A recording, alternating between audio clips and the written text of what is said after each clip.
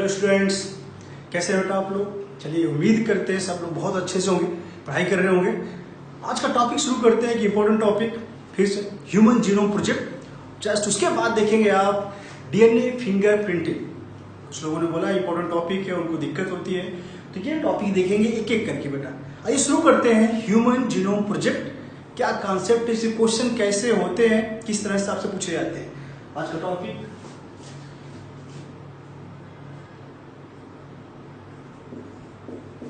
Human genome project, और इस project को शॉर्टकट हम लोग जो बोलेंगे HGP, ह्यूमन जीनोम प्रोजेक्ट।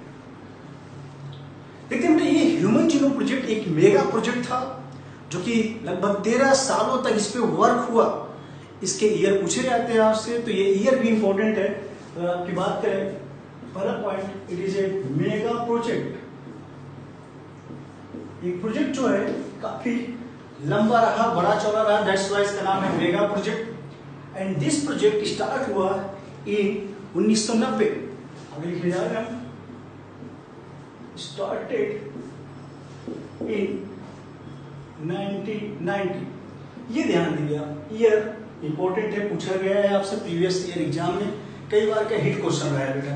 1990 में पूछा गया। एंड टू बी कंप्लीटेड, मकसद था इसका टू बी कंप्लीटेड बाय 2003।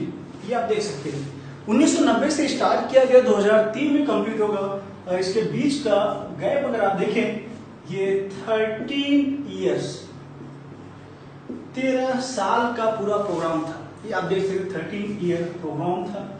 ये ध्यान,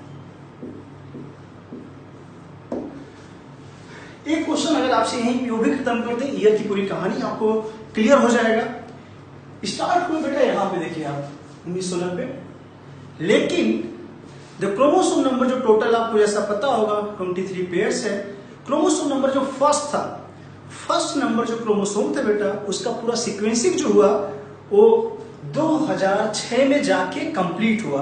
ये क्वेश्चन आपकी गाइड में एनसीईआरटी में दे रखा है, इसको हम पहले से बता दे रहे हैं आपको, कभी भी क्वेश्चन आता है। द सीक्वेंस ऑफ क्रोमोसोम 1, ये मैं पहले ला रहा हूं।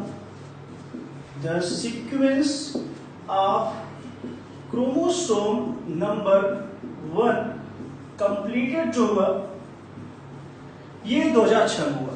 आपके गाइड में दिया रखा है, जैसा कि आपके क्वेश्चन भी आते हैं, कंप्लीटेड इन मई 2006। ये आप ध्यान दीजिए। आपसे पूछा गया है कौन सा था, तो chromosome number 1 that was completed in May 2006। ये ध्यान दीजिए। आइए एक करके हम देखते हैं इस पे कौन कौन से कंट्री ने पार्टिसिपेट किया और उसका किसका मेन योगदान रहा पूरे वर्ल्ड में। तो आप देखें, ये पूरा कहानी जो है, एक प्रोजेक्ट बड़ा सा था बेटा।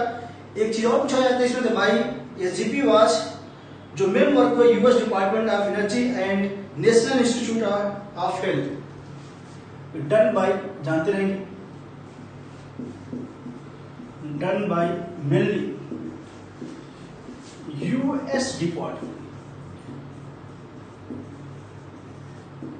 अदर कंट्री भी टेक पार्ट की, लेकिन यहाँ पे आप जानते हैं सबसे ज्यादा योगदान था जो यूएस डिपार्टमेंट का था। यहाँ ध्यान देंगे आप, energy and the national institute of energy and national institute. इसके अलावा भी कुछ कंट्री पार्टिसिपेट की थी इस मेगा प्रोजेक्ट में, उनका भी योगदान था। जैसे कि आपकी गाइड में बेटा आप देखेंगे, वहां से क्वेश्चन पूछे जाते हैं, दिया रहता है। तो वो चीज मैं आपको बता दूं, कुछ कंट्री के नाम जैसे Japan, France, Germany. Other country जो है आपको बताएं, other country also participate such as Japan, ये जानते रहेंगे, जर्मनी हुआ, और ये आपको बता दें नेशनल इंस्टीट्यूट ऑफ हेल्थ वाला सिस्टम भी आप जानते रहे। तो आपसे क्वेश्चन में पूछा जाए मेनली, तो आपको ध्यान देना है यूएस डिपार्टमेंट, इन्होंने वर्क किया पूरा। नेशनल इंस्टीट्यूट ऑफ हेल्थ ये दोनों मिलकर बहुत बड़ा काम किए। अदर कंट्री में कुछ नाम आपके बुक्स में दे रखे हैं, Japan, France, Germany, China and other. Japan हो गया, जर्मनी हो गया, France, China and others etcetera. तो ये चीज आप भूलेंगे नहीं। मेनली पूछा गया तो आपको मानना है यूएस, उसके बाद अदर कुछ नाम यहाँ पे आते हैं, ध्यान देंगे। ये पूरी कहानी देखिए, अगर एक क्वेश्चन यहाँ से पूछा जाए आखिर इसका मेन मकसद क्या था, ह्यूमन जीनोम प्रोजेक्ट का मेन मकसद क्या था बेटा, इसको आप समझेंगे। आपकी एनसीईआरटी में एक पूरा का पूरा पैराग्राफ दे रखा है, the goal of human genome project.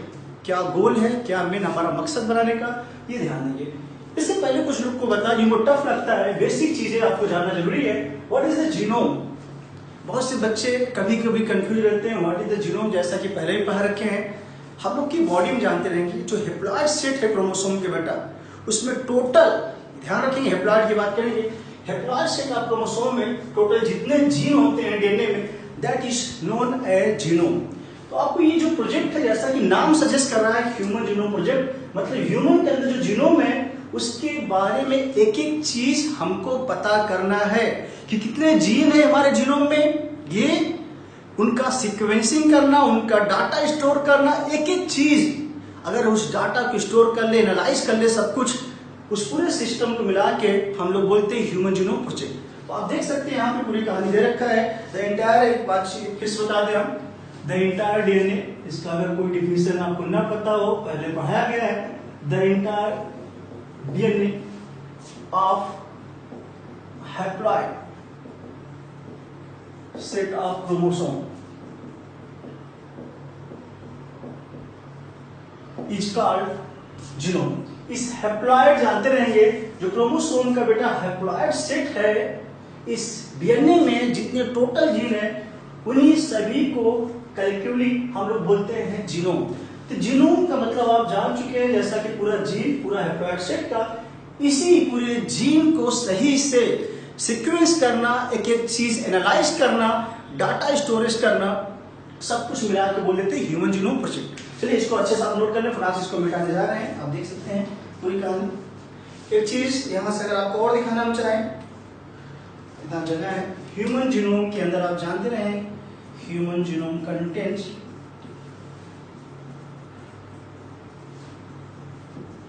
3:10⁹ base pair, जैसा कि पहले पढ़ाया गया आपको, ये ध्यान देंगे। ये जानकारी आपको पता होनी चाहिए, 3:10⁹ बेस पेयर। अगर इस पूरी इतनी संख्या को हमको सही से एक्सप्रेस करना हो, सीक्वेंस करना है बेटा टोटल जीन को, तो आपके बुक में पूरा इसमें उन्होंने थ्योरी दे रखा है। द कॉस्ट ऑफ सीक्वेंसिंग जो होगा $3, इसको हटाने जा रहे हैं, $3 पर बेस।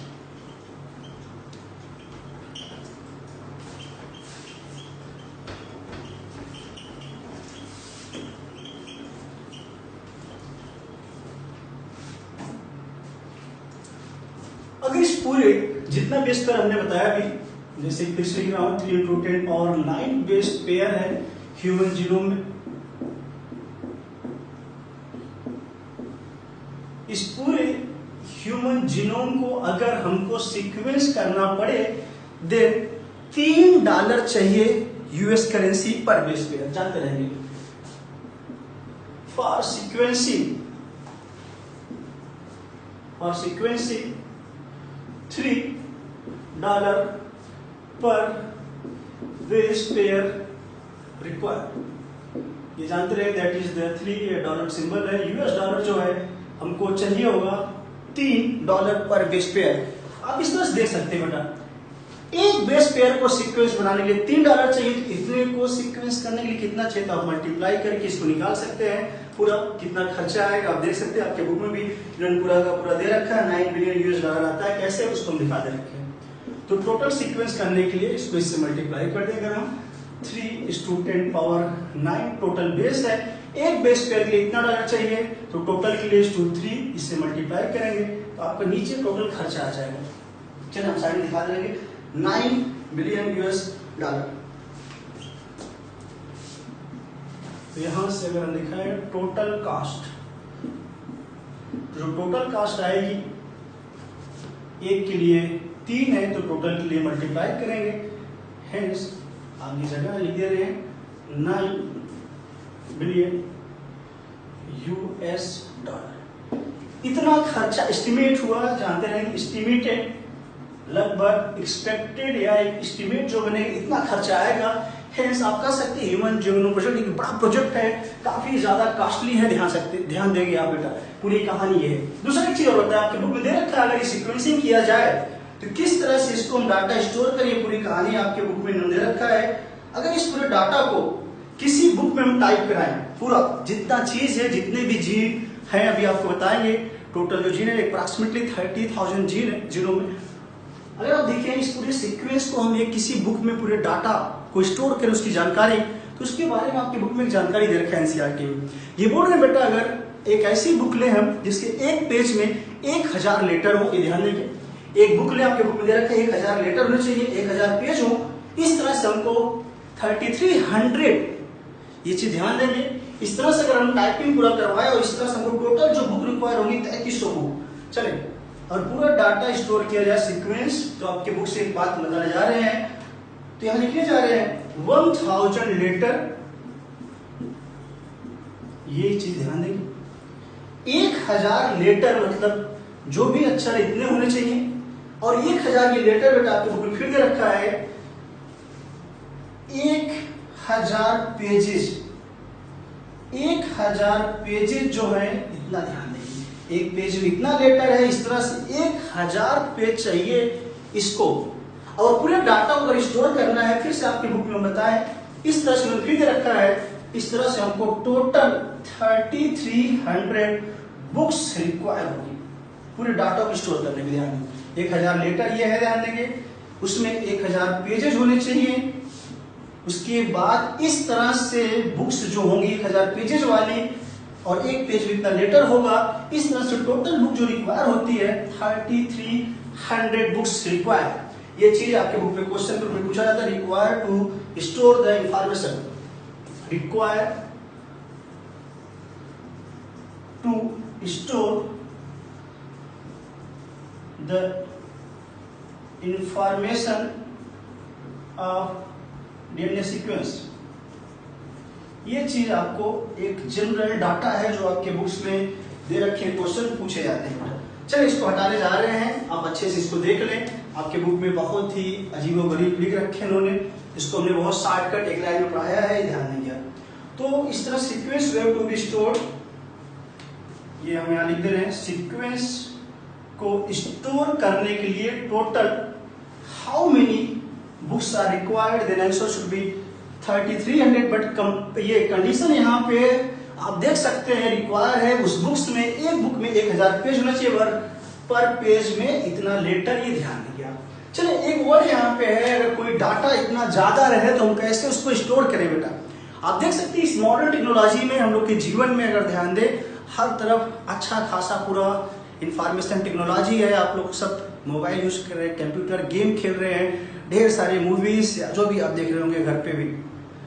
अब अगर देखिए इस पूरे डाटा को अगर हमको स्टोर करना हो तो आप समझे ये पूरा डाटा स्टोर कैसे होगा भाई, इतना बड़ा डाटा है, बहुत ही ज्यादा है, इस डाटा को हमको फ्यूचर में गायब न हो जाए, अच्छे से इसको हम जिससे डाटा को एनालाइज कर पाए, हमको जरूरत पड़ेगी कंप्यूटर डिवाइस।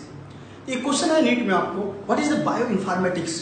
बायो इन्फॉर्मेटिक्स का मतलब बेटा जितने भी इंफॉर्मेशनल नॉलेज है यहाँ के, इसको पूरे इंफॉर्मेशन को डाटा में स्टोर कर दिया जाए by using of computer devices, this is called as bio informatics. तो आपको एक वर्ड हम यहाँ पे यूज करें, आपकी बुक से ही दे रखा है, व्हाट इज बायो इन्फॉर्मेटिक्स। तो बायो इन्फॉर्मेटिक्स पूछा गया है, बायो इन्फॉर्मेटिक्स ये क्वेश्चन पूछे गए हैं प्रीवियस ईयर में, तो इसको बोलेंगे नहीं, आपके पास गाइड में भी दे रखा है, informatics the application of computer devices, ये लिख दे रहा हूं, the application of computer devices, computer device application in the field of, जानते रहेंगे पूरा इस फील्ड में, मतलब जितनी भी चीजें इंफॉर्मेशन वाली है, बायोलॉजिकल, देखिए यहां से मीनिंग क्या है, बायोलॉजिकल इंफॉर्मेशन, बायो से रिलेटेड जितने भी इंफॉर्मेशन है उनका डाटा को स्टोर करना by using of computer devices. यहाँ पे दे रखा है computer devices to management and storage to management and storage. अब क्या मैनेज स्टोर करें, जैसा कि देखें बायोलॉजिकल इंफॉर्मेशन लगा है, तो आप अच्छे से इसको समझ लेते हैं बेटा। Biological information, storage of biological information called as bio informatics. तो आप ये देख सकते हैं आपकी गाइड्स में भी एक डायग्राम बनाया है एनसीईआरटी में, राइट साइड पेज में कुछ भी नहीं आप देखेंगे वहां पे कंप्यूटर से पूरा स्क्रीन दिखाया गया है, डीएनए के सीक्वेंस कुछ दिख रहा है, इस तरह से उसका मीनिंग समझे, रटे नहीं। इंफॉर्मेशन वर्ड यहाँ लगा है, इंफॉर्मेशन से रिलेटेड मतलब जितने भी आपके जो भी डाटा है उसको स्टोर करना बाय यूजिंग, ये ध्यान देंगे कंप्यूटर डिवाइसेज, ये ऑप्शन में था। तो अगर कंप्यूटर डिवाइस यूज करके हम कोई चीज मैनेज कर रहे हैं, डाटा स्टोर कर रहे हैं, पूरा इस पूरी टेक्निक को हम एक वर्ड देते हैं that is called bio informatics. This is very important question यहाँ से बनता है, इसको भूलेंगे नहीं। ये आप पूरा कहानी देख चुके हैं। आते हैं इसके अलावा और क्या क्या चीज है जिसके हम लोग अभी तक जीनोम बना चुके हैं। ह्यूमन के अलावा भी कुछ अदर ऑर्गेनिज्म है जिसपे हम लोग अभी तक डीएनए या जीनोम को पूरा सीक्वेंस कर चुके हैं, उसको भी देखेंगे और कौन कौन सी मेथोडोलॉजी है वो भी देखेंगे। इसको हटाने जा रहे हैं, इसको अच्छे से आप नोट कर ले अच्छे से, या फिर स्क्रीन शॉट ले लें आप, पूरा आपके बुक के एनसीईआरटी की चीजें हैं, इजी लैंग्वेज में बेटा ध्यान दें। आते हैं goals of HGP, goals of human genome project. क्या है हमारा मकसद, इस प्रोजेक्ट को इतना बड़ा जो बनाया इसका मेन मकसद क्या था, इसको पूरा देखेंगे। आपके एनसीईआरटी पॉइंट जो भी गाइड दे रखे उसको सब बताया एक एक करके। सबसे पहले बता दें ह्यूमन जीनोम में जो भी है बेटा आपको बताएं, टोटल लगभग जो एक्सपेक्टेड अप्रॉक्सीमेटली 30,000 जीन है। गाइड में कहीं 20 से 25,000 दिया जो भी, बट एग्जैक्टली अगर आप देखेंगे आपके गाइड का जो भी आंसर माना जाता है वही हम लिखने जा रहे हैं। आइडेंटिफाई ऑल द जीन्स, इसका मेन मकसद में कुछ पॉइंट बताएं। पहला पॉइंट डालें, आइडेंटिफाई ऑल द जीन्स, और ऑल द जीन मतलब ये अप्रॉक्सीमेटली 30,000, ये लगभग का साइन बना रहे हैं 30,000 जीन।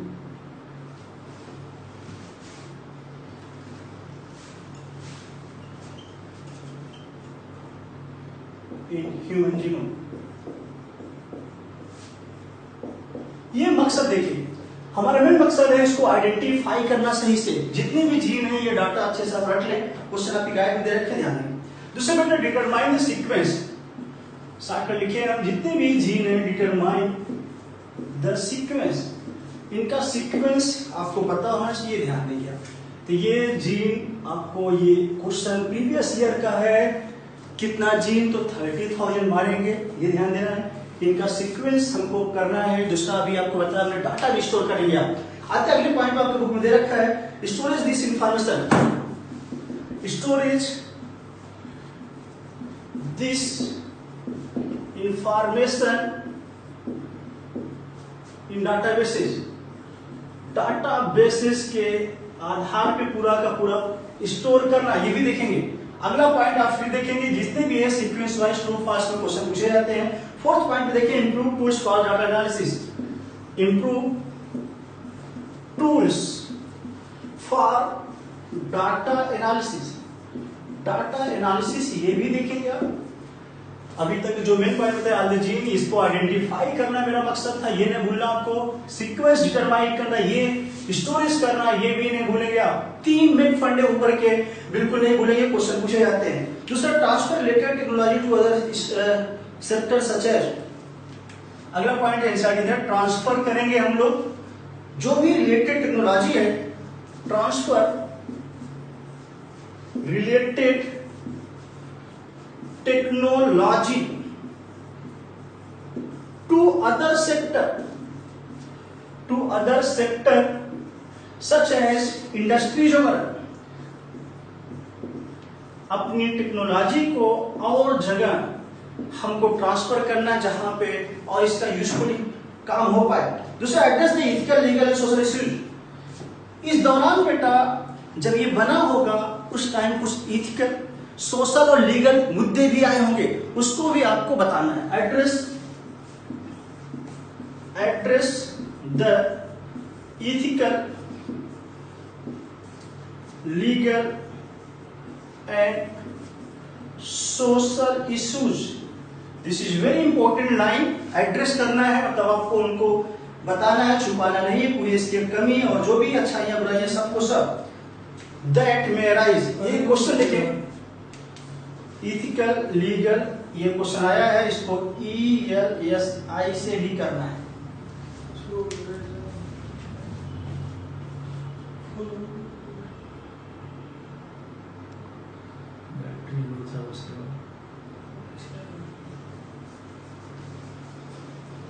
आइए देखिए, address the ethical legal and social issue.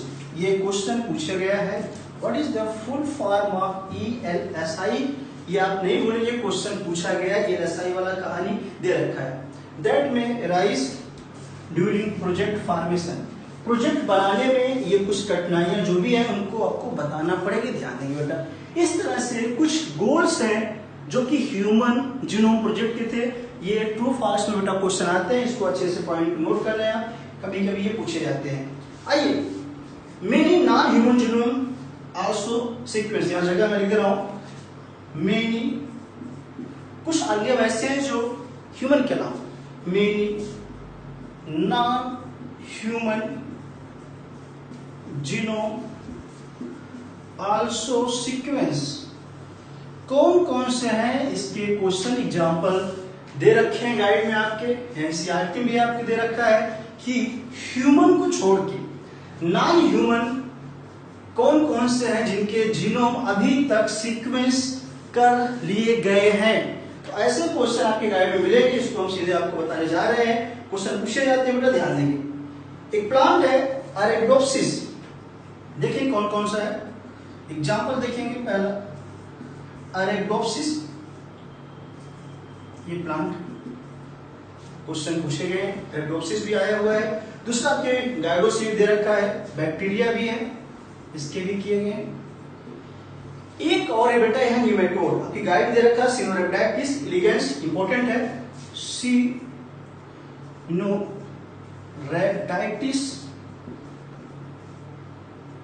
Elegance, ये एलिगेंस है। अब देखें ड्रासोफिला भी है। इसका मकसद है लिखने का तरीका जो है, इससे आपको क्वेश्चन इजी में भी एग्जांपल हम हटा सकते हैं, ये ध्यान देंगे। इस वजह से ये ऐसे लिखा गया, आप देख सकते हैं पूरा। ये कुछ नाम है आपके सामने, एक तो नाम और भी हम आपसे लिखना चाहेंगे बेटा, जैसे एक राइस करके दे रखा है, ये भी क्वेश्चन। और एक म्यूकर की स्पीसीज है, Mucor रेसिमोसस, Mucor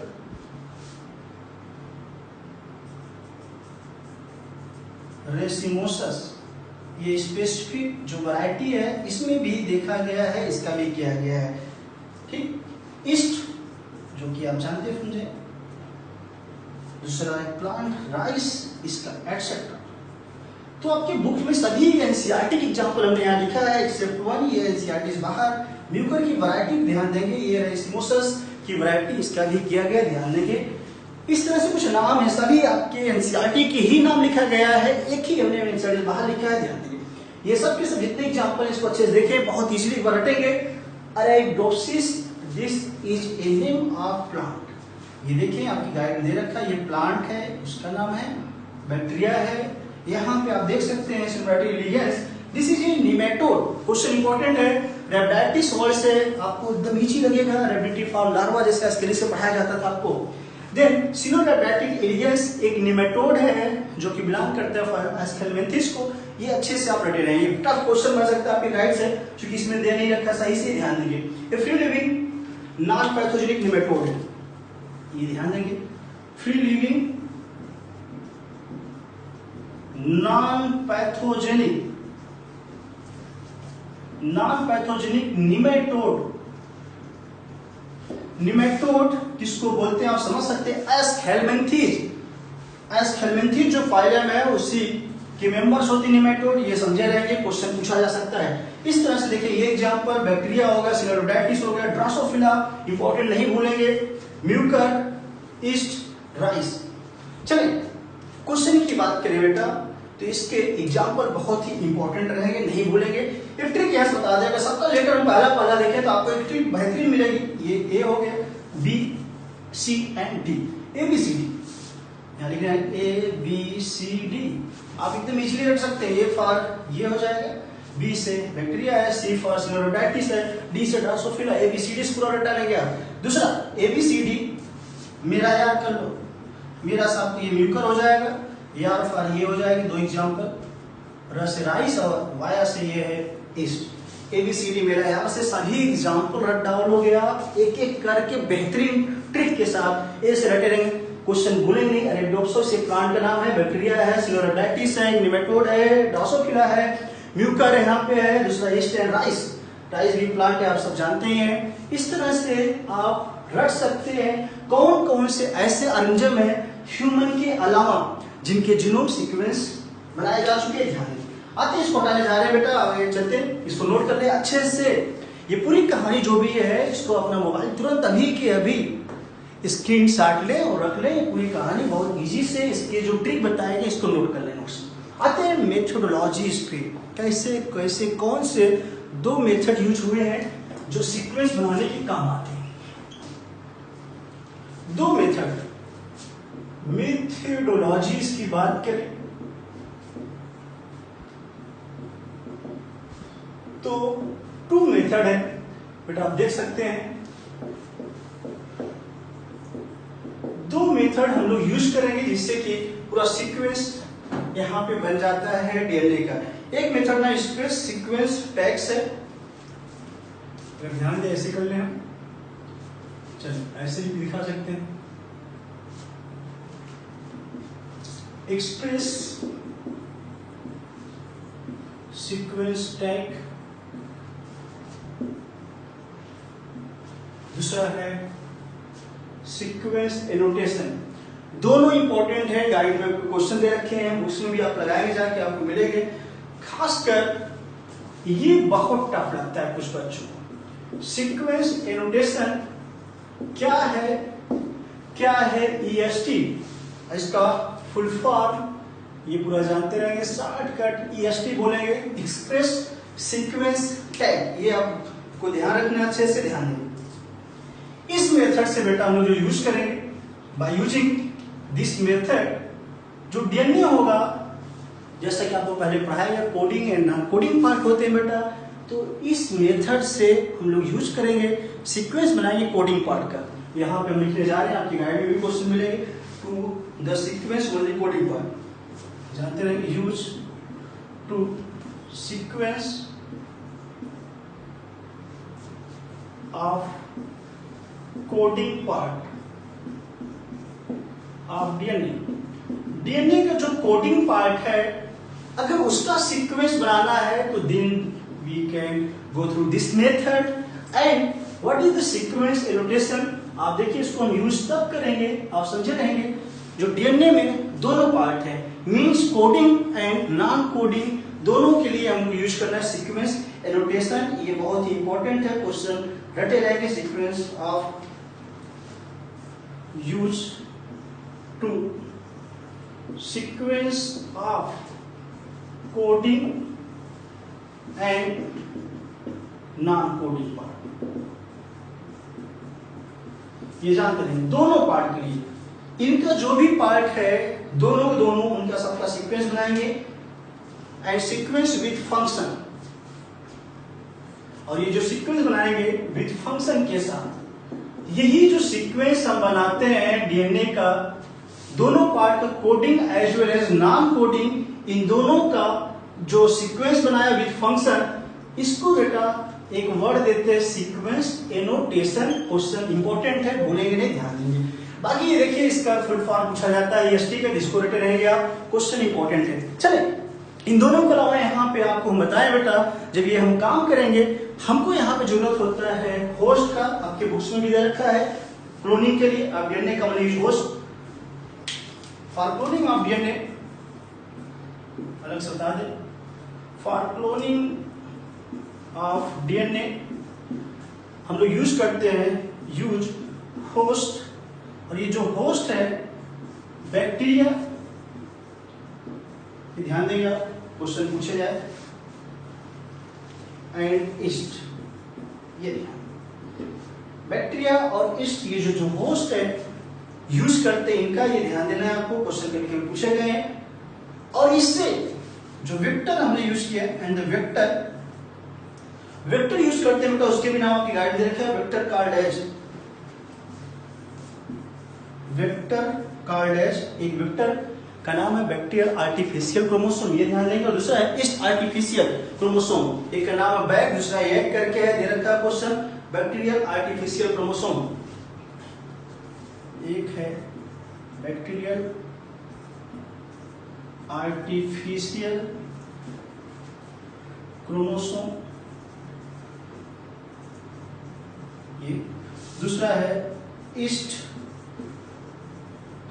artificial chromosome.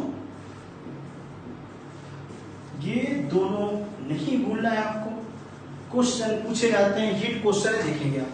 Vector का नाम अगर देखें, वेक्टर जो यूज हुआ एक है बैक, पूरा नाम है bacterial artificial chromosome, shortcut BAC, NEET का फेवरेट टॉपिक क्वेश्चन आ चुका है। दूसरा YAC, या ऐसे इसको रटे रहेंगे। बैक्टीरिया आपको जानते हैं मतलब ये प्रोकैरियोट्स में आता है, लेकिन ईस्ट जो है यूकैरियोट में रटे रहेंगे। अगर आपसे कोई पूछे प्रेफरेंस कौन सा देंगे, तो प्रेफरेंस नाउ डेज इस टाइम पे हम लोग इसको देते हैं, ध्यान देंगे। बिकॉज कोई पूछे तो ईस्ट है, आपको समझ में आना चाहिए, दिस इज यूकैरियोट है। बाकी बैक्टीरिया जानते रहेंगे प्रोकैरियोट को बिलोंग करता है।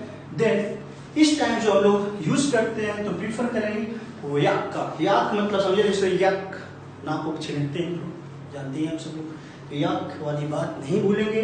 बाकी बकते रहते हैं तो बकने वाला काम पहले था, ध्यान देंगे। बैक्टीरिया का अगर यूज करते हैं, इसका जो वेक्टर उसका नाम है रटे रहेंगे, वेक्टर का नाम है बैक, इसका नाम ये। इस तरह से पूरी मेथोडोलॉजी आपको मैं समझाया। एक का नाम है सीक्वेंस करने का, एक्सप्रेस सीक्वेंस टाइप, दूसरा सीक्वेंस एनोटेशन, ये ध्यान देंगे। जैसे ही पहले मैंने आपको अगर याद कराऊं, पहले भी आपको पढ़ाया गया बेटा, अब बायो टेक्नोलॉजी में ध्यान देंगे। अगर इसको हम हटा के आपको दिखाए शॉर्टकट इधर, चलिए ये दोनों हटा रहे, इसको अच्छे से नोट कर ले, बहुत इंपॉर्टेंट क्वेश्चन बनता है यहाँ से। बताया था पहले, जैसे मान लो हमने कोई DNA ऐसे लिया बेटा, ये शॉर्टकट बता रहे हैं आपको, बस देख लें। पहले शुरू जो बायोलॉजी पढ़ाया था रिकॉम्बिनेंट DNA टेक्नोलॉजी, अगर आपको ध्यान दे, ये DNA हमारे पास अगर है, इस DNA को हम लोग कट करते थे, अगर याद हो, ये कट करते थे हमारे रिस्ट्रिक्शन एंडोन्यूक्लियोज एंजाइम। कट करने के बाद आपको सबको पता है वेक्टर यूज करते तो वहां जोड़ देते थे, आपको पता होना चाहिए। कट किया, अगर यहाँ पे मान लो ये वेक्टर है, इससे जोड़ दिया, इतने पार्ट में लाके इसको हम ऐसे से जोड़ देते थे, आप ध्यान दें। उसको पूरे सिस्टम को उठा के हम लोग इसको डाल देते थे, पूरे फ्रेगमेंट को उठा के वेक्टर में। इसका जो भी फ्रेगमेंट है, मान लो एक छोटा फ्रेगमेंट रहा होगा, कट करने के बाद ये छोटा फ्रेगमेंट इससे जुड़ा, इसके बाद इसको पूरे होस्ट में डालते थे हम लोग। होस्ट में पूरा इसका ढेर सारा कॉपी बनता था, आपको अगर याद हो। कॉपी में जो ढेर सारा बना उसको बोलते हैं एम्प्लीफिकेशन। यहाँ पे ये चीज सही से नहीं दिया है, ध्यान देंगे। यहाँ पे इसका एम्प्लीफिकेशन किया हमने, ढेर सारा कॉपी बनाया, उसी को बोल दिया एम्प्लीफिकेशन। कॉपी जो पूरा हुआ उसके बाद जो DNA ऑब्टेन हुआ, उन सबका हमको सीक्वेंसिंग करना है। एक तरह से मोटे तौर पे देखें तो एक शॉर्टकट प्रोसेस जस्ट आपको रियलाइज कराया हमने, कैसे कहानी हो रही है यहाँ पे, ध्यान दे सकते हैं आप। इस तरह से चीजें आपके बुक्स में लिखी है, आपको इजी वे में समझ में इसलिए लिखा, तो सीक्वेंसिंग हो जाएगा पूरे DNA के यहाँ पे, ये पूरा शॉर्टकट ध्यान। चले एक बात और है NCERT में, उसको भी आपको हम दिखाते हैं। और आप देखिए हमने एक चीज और लिखा है, preparation of genetic and physical maps on genome. Preparation of genetic, देखिए जेनेटिक मैप की बात कर रहे हैं, preparation of genetic and physical map.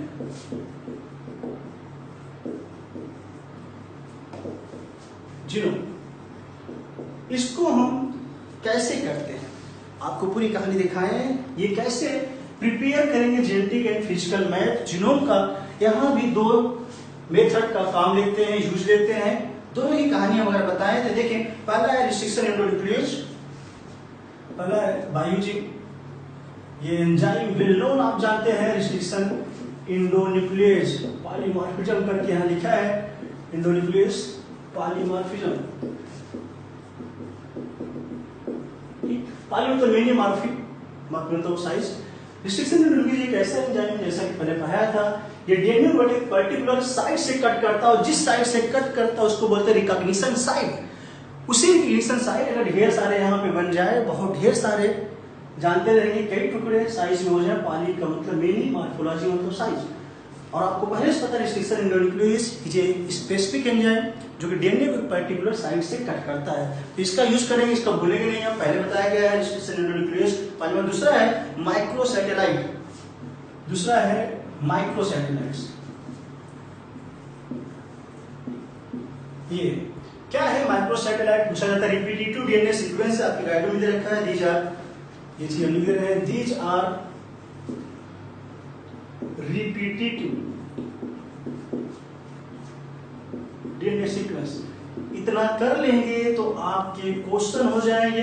हालांकि क्वेश्चन ये नहीं पूछा जाएगा जेनेटिक और फिजिकल कितने होते हैं, लेकिन ये जरूर इंडिविजुअल क्वेश्चन पूछे जाते हैं इस एंजाइम का, जैसा कि पहले पढ़ाया गया बेटा।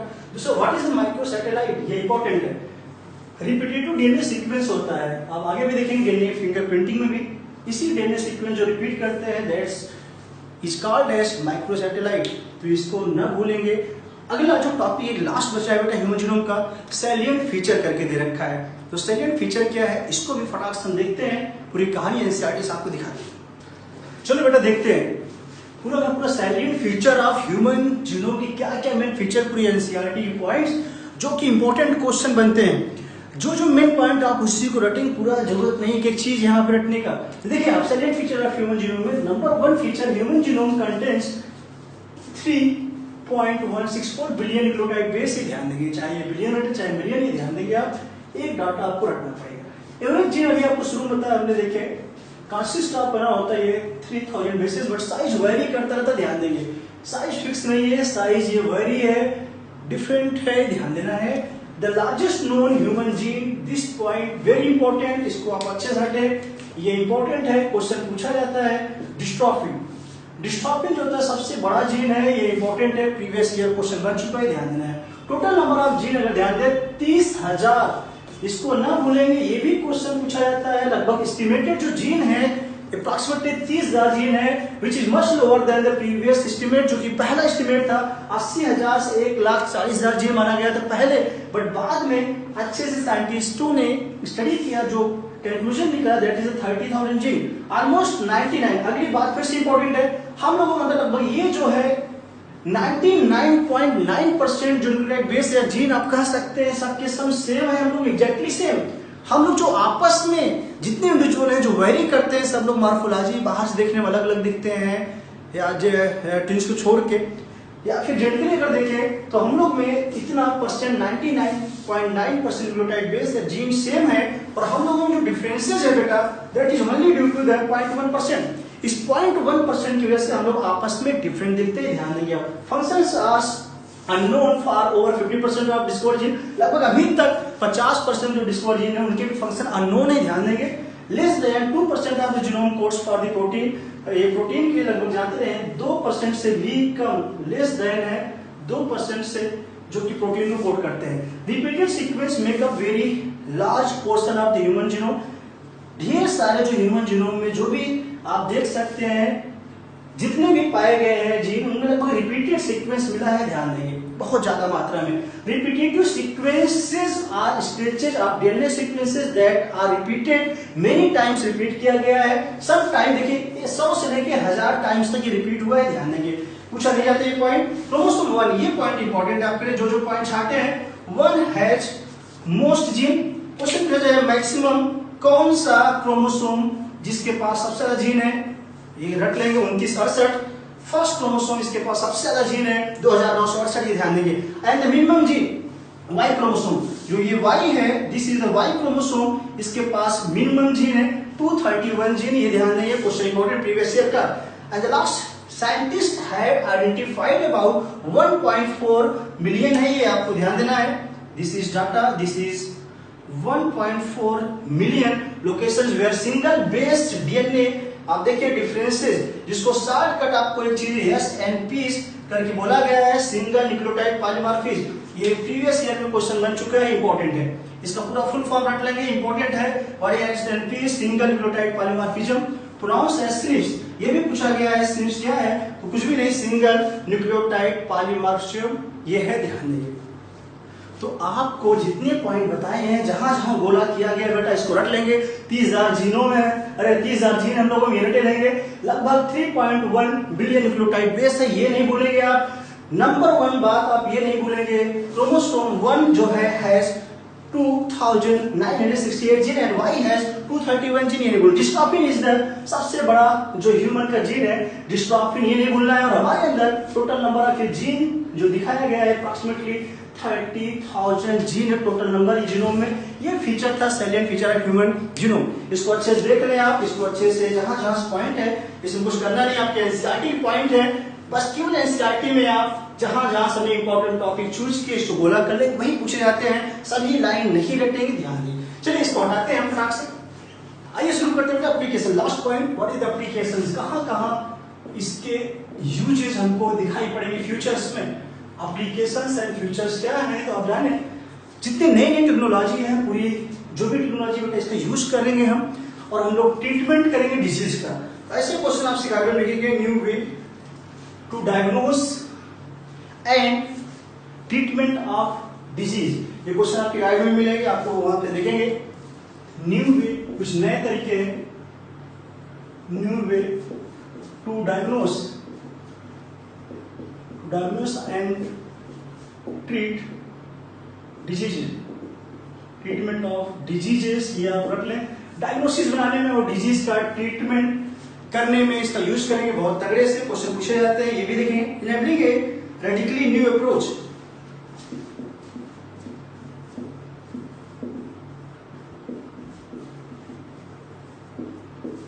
New approach to biological research, biological research program में भी इसका यूज करते हैं, ध्यान देंगे। इसको इंपॉर्टेंट करें, बायोलॉजिकल रिसर्च प्रोग्राम में, वहां पर ध्यान देंगे। दूसरा ट्रीटमेंट ऑफ डिजीज में, ये भी दे रखा है आपके कागजों में। Can study all the genes in, ये भी जानते रहेंगे, ये genome, all the genes in genome, genome में जितने भी जीन है सबका स्टडी करना, सीक्वेंस करना, ये भी एक एप्लीकेशन पार्ट है। और द लास्ट पार्ट आपको लिखने जा रहे हैं, can be applied towards solving challenges, can be applied to solving challenges, solving challenges in health care, जैसे हेल्थ सेक्टर में यहां पे यूज कर सकते हैं। एग्रीकल्चर में, ये भी ध्यान देना आपको, एग्रीकल्चर में जो नई नई टेक्नोलॉजी वहां बेटा इसका यूज करेंगे। एनर्जी प्रोडक्शन, एनवायरमेंटल रेगुलेशन, यहां भी करेंगे। Energy production, environmental remediation,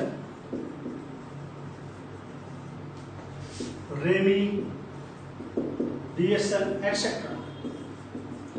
this is the applications of human genome project in future.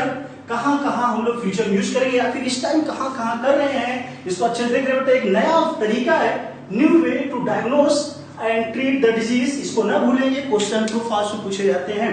Diagnosis and treatment of disease, ये भूलेंगे। दूसरा बेटा नया नया बायोलॉजिकल रिसर्च प्रोग्राम में इसका यूज करते हैं हम लोग, स्टडी करेंगे ऑल द जीन, सभी का अप्लाई करेंगे इसको, जितने भी नए नए प्रॉब्लम्स आ रहे हैं, चाहे वो हेल्थ केयर सेक्टर हो, एग्रीकल्चर हो, एनर्जी प्रोडक्शन की जो टेक्निक है, एनवायरमेंटल रेमिडिएशन, ढेर सारे और भी चीजें जहां जहां इसके हम लोग फ्यूचर में यूज करेंगे या प्रेजेंट इस टाइम कर रहे हैं, तो अच्छे से इसको देख रहे हैं। एनवायरमेंटल से लेके diagnosis and treatment of disease, health care sector, agriculture, environmental remediation, हर जगह यूज हुआ। तो फ्रेंड्स ये पूरा कहानी जो था आपका ह्यूमन जीनोम प्रोजेक्ट, एक बड़ा प्रोजेक्ट था, मेगा प्रोजेक्ट, जो कि 1990 में शुरू हुआ, 2003 तक चला, 13 साल का मेगा प्रोजेक्ट था।